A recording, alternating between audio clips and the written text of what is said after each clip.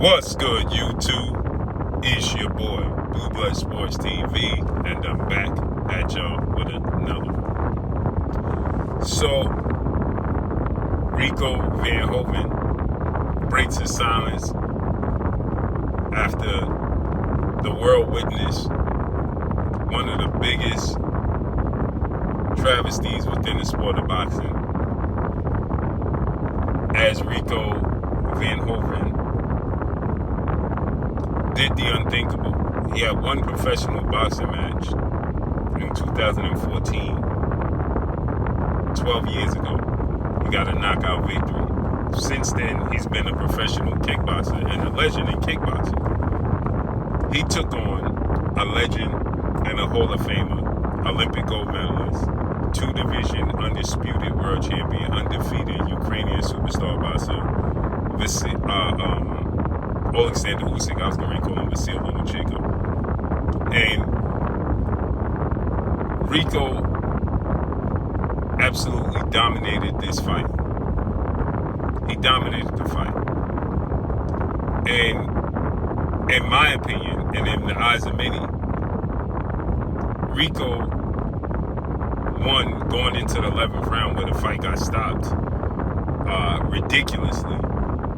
Rico was winning 9 rounds to 1, 8 rounds to 2, right? I had it 9 rounds to 1, 8 rounds to 2, right? He clearly was winning the fight. And in the first sign of adversity, they got the opportunity to steal the fight from him, and they didn't. He got dropped, and I said this on the stream, I said this, in the build-up for it, that in the second half of the fight, because of his respective discipline coming from kickboxing, I knew that he was going to fatigue in the second half of the fight. And I said that he'll probably get dropped if he don't get stopped. But I didn't expect him to dominate this fight in the manner in which he dominated this fight. With 10 seconds left in the 11th round, in the round he was winning, he made a great mistake out of fatigue, put his head down, leaned forward, throwing punches with an experienced boxer, a Hall of Famer technician like Usyk, who just hit him with an uppercut that he was looking for all night. Usyk was looking for that uppercut all night. Usyk landed an uppercut, bang, and dropped Rico.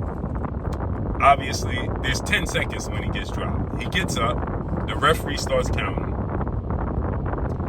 He recovers. Obviously, Usyk jumps on him to try to finish it. And he's defending himself, right? He knows, he's aware of the moment. He's defending himself, right? And so the referee, the bell rings. He's defending himself now. The bell rings, right? Round over. Referee decides that he's seen enough and calls a halt to the action. And just a week before, we witnessed Fabio Wardley and Daniel Dubois in a dramatic fight take punishment throughout the fight. Nobody got stopped. Now the referee, at the first sight of adversities, decided to stop the fight. So Rico has now broke his silence, and he said that he knew something was fishy the entire build-up. He knew something was wrong with the judges the entire build-up. He knew he was going to get robbed because he was just a pawn in the show. And he upset the apple cart. He didn't cooperate with the game, with the script. He went off script. He didn't cooperate with the script. And so they had to find a way